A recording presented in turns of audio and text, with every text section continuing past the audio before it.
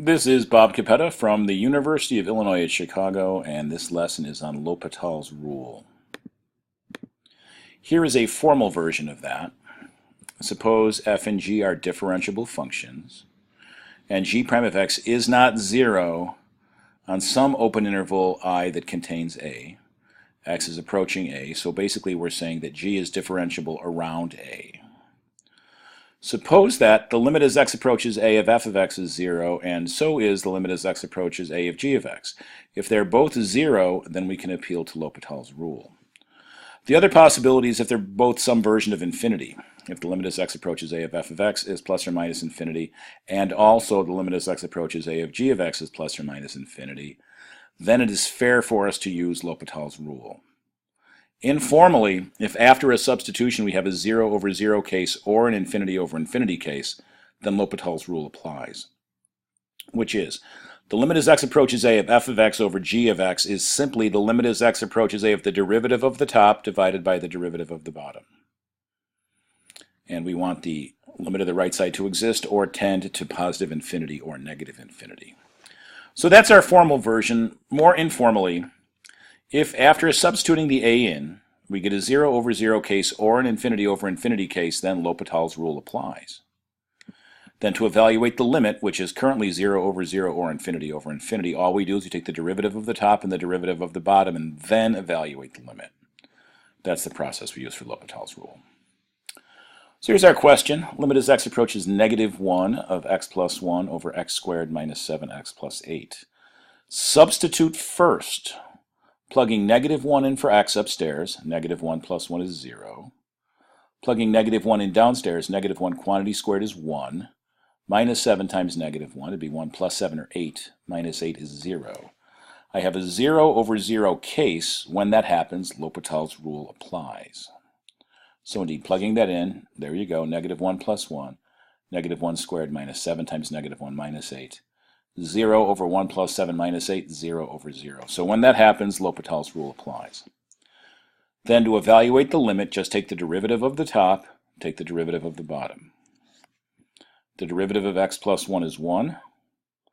The derivative of x squared minus 7x minus 8 is 2x minus 7. We are approaching negative 1. If I plug negative 1 in for x, we get 1 over 2 times negative 1 minus 7. 1 over negative 2 minus 7, 1 over negative 9, or negative 1/9. So we're able to evaluate this limit using L'Hopital's rule. Now, of course, you could have also factored this.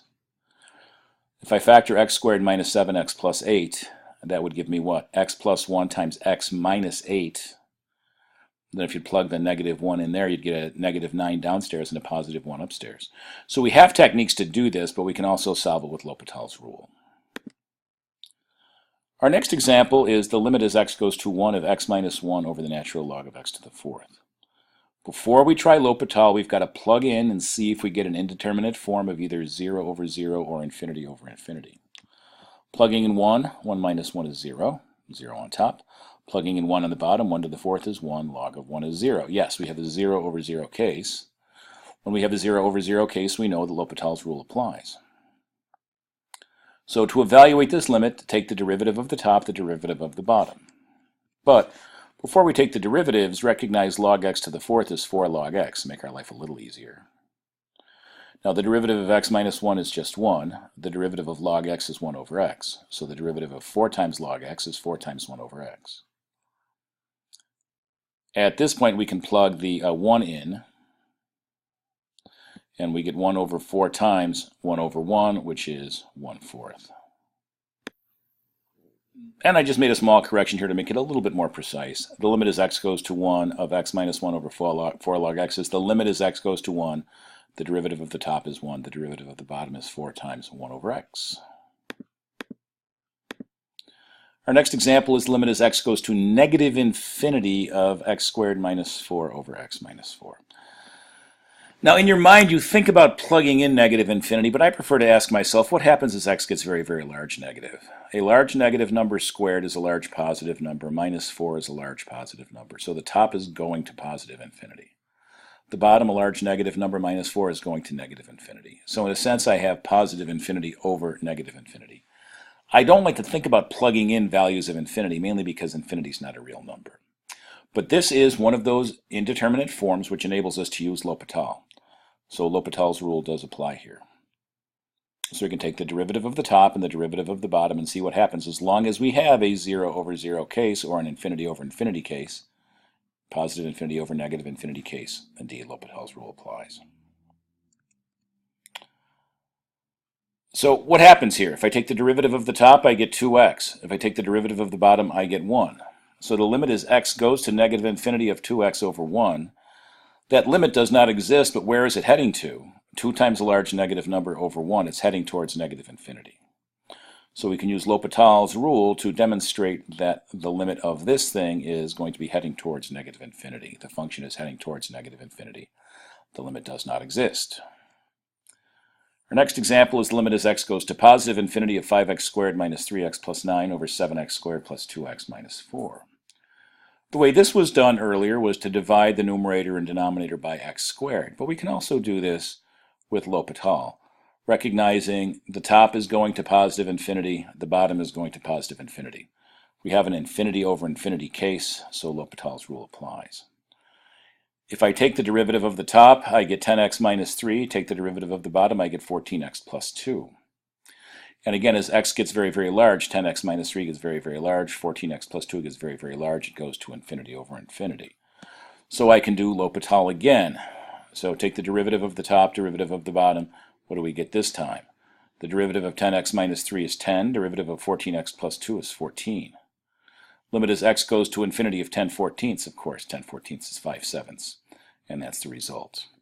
We could have thought of it in terms of a horizontal asymptote. When the degree of the numerator and denominator are the same, everything else is essentially irrelevant. We look at the coefficients of the numerator and denominator, and that gives us 5/7. L'Hopital reinforces that notion. Our next example is going to be the limit as x goes to 0 of e to the x minus e to the negative x minus 2x over x cubed. Got to plug in a 0 for x to see what we get. Is it an indeterminate case? Is it 0 over 0 or some sort of infinity over some sort of infinity? Plugging in the 0, e to the 0 minus e to the negative 0 minus 2 times 0. Where does that go to? All divided by 0 cubed. E to the 0 is 1, e to the negative 0 is 1, minus 0, 1 minus 1 minus 0, 0 on top, 0 cubed, 0 on the bottom, 0 over 0. So we have an indeterminate case which enables us to use L'Hopital. So if we're going to use L'Hopital, we're going to take the derivative of the top, the derivative of the bottom. The derivative of e to the x is e to the x minus the derivative of e to the negative x with the chain rule is e to the negative x times negative 1. The derivative of 2x is 2. The derivative of x cubed is 3x squared. Derivative of e to the x is e to the x. E to the negative x times negative 1 minus 2 over 3x squared. So L'Hopital enables us to do that. If we make this a little simpler, that would be e to the x plus e to the negative x minus 2 over 3x squared.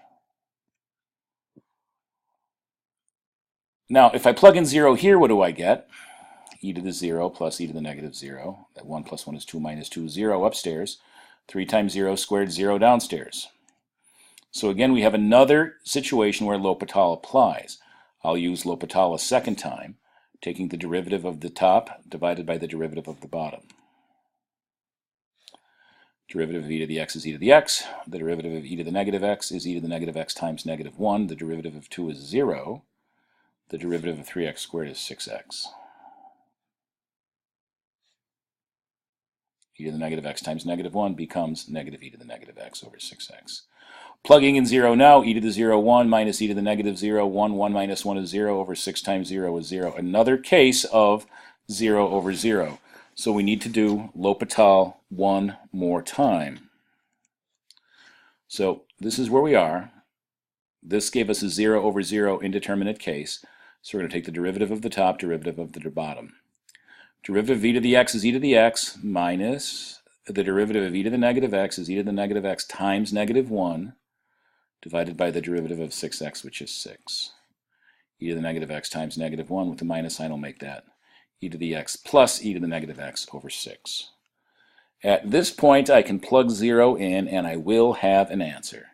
e to the 0 is 1, e to the negative 0 is 1, 1 plus 1 is 2. We're going to get 2 over 6 when we plug that in.